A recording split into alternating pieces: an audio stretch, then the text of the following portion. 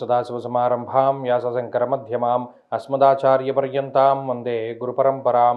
జ్యోతిష్ శాస్త్రాన్ని భావితరాల వారికి ప్రసాదించిన ఋషుల యొక్క పాదపద్మాలకి నమస్కారం చేసుకుంటూ, అలాగే నాకు ఈ జ్యోతిష విద్యను నేర్పిన గురువర్యులు జ్యోతిష బ్రహ్మ కీర్తిశేషులు శ్రీ ఈరంకి సూర్యనారాయణమూర్తి గారు, సూర్యశ్రీ దేవజ్ఞ గారి యొక్క పాదపద్మాలకి నమస్కారం చేసుకుంటూ, ఓం శ్రీ మహాగణాధిపతి నమః, శ్రీ గురుభ్యో నమః, హరి ఓం.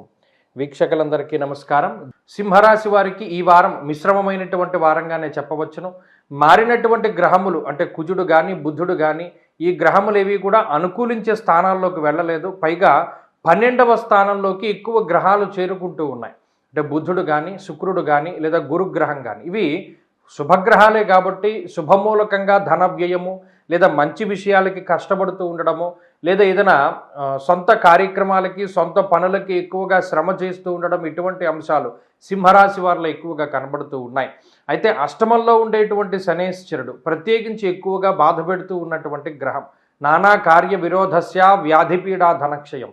ఏదైనా అనారోగ్య సమస్యలు రావడానికి, అప్పటికప్పుడు ఏదో ఒక ఇబ్బంది రావడానికి, మానసికమైనటువంటి భయానికి, ఇటువంటి వాటికి శనేశ్వరుడు కారణం. అలాగే ఏ పని ప్రారంభం చేసినా అందులో పెద్ద పురోగతి ఉండకపోగా ఆ పని ఏదో ఒక వాయిదా పడుతూ ఉంటుంది. ఒక ప్రయాణం అనుకుంటే అది వెనక్కి వెళుతూ ఉంటుంది, ఏదైనా ఒక పని అనుకుంటే అది ముందుకు సాగదు. ఇలా ఎక్కువగా ఈ గ్రహస్థితి ఇబ్బంది పెడుతూ ఉంటుంది. అయితే ఈ రాశి వారికి రాశ్యాధిపతి బలంగా ఉండడం ఒక అదృష్టం. ముఖ్యంగా లాభస్థానం ముందు రవి యోగిస్తూ ఉండడం వల్ల అర్ధంచ స్వకులాచార గృహలాభ సుభోజనం. మరీ ముఖ్యంగా కుటుంబం తాలూకు సపోర్ట్ చాలా ఎక్కువగా దొరుకుతూ ఉంటుంది. బంధుమిత్రాదుల వల్ల మంచి పరిస్థితులు నెలకొంటూ ఉంటాయి. అలాగే సుదూర ప్రాంతాలను చేరుకోగలుగుతారు. అలాగే కొండ ప్రాంత సంచారం చేస్తూ ఉంటారు. దేశాంతర వాసం చేయడానికి అవకాశం ఉంటుంది. విద్యార్థులకి గ్రహస్థితి కొంత అనుకూలిస్తూ ఉంటుంది. వేరే దేశంలో ఉండేటువంటి సింహరాశి వారు ఆర్థికంగా బలోపేతం అవుతూ ఉంటారు. అలాగే ముఖ్యంగా మానసికమైనటువంటి ప్రశాంతత మాత్రం కొంత తక్కువగానే ఉంటుంది ఈ రాశి వారికి. కాబట్టి ఈ వ్యయంలో ఉండేటువంటి గ్రహస్థితులు లేదా అష్టమ స్థానస్థిత శనేశ్వరుడు ఇవి కల్పించేటువంటివి ఏంటి అంటే మానసిక భ్రమలు, మానసిక భయాలు. అటువంటి వాటిని దూరం చేసుకోవడానికి స్వశక్తిని నమ్ముకోండి. ఏ పనైనా మీరు చేయగలిగితేనే ముందుకు వెళ్ళండి.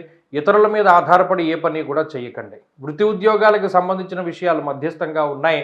ఆరోగ్యం పట్ల శ్రద్ధ వహించాలి.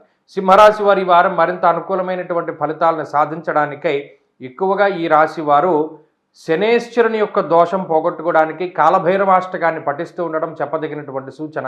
ఈ వారంలో కలిసి వచ్చేటువంటి రోజు ఆదివారంగా చెప్పవచ్చును. అదృష్ట సంఖ్య 3, అదృష్ట వర్ణము లేత ఎరుపు రంగు. తదుపరి కన్యారాశి.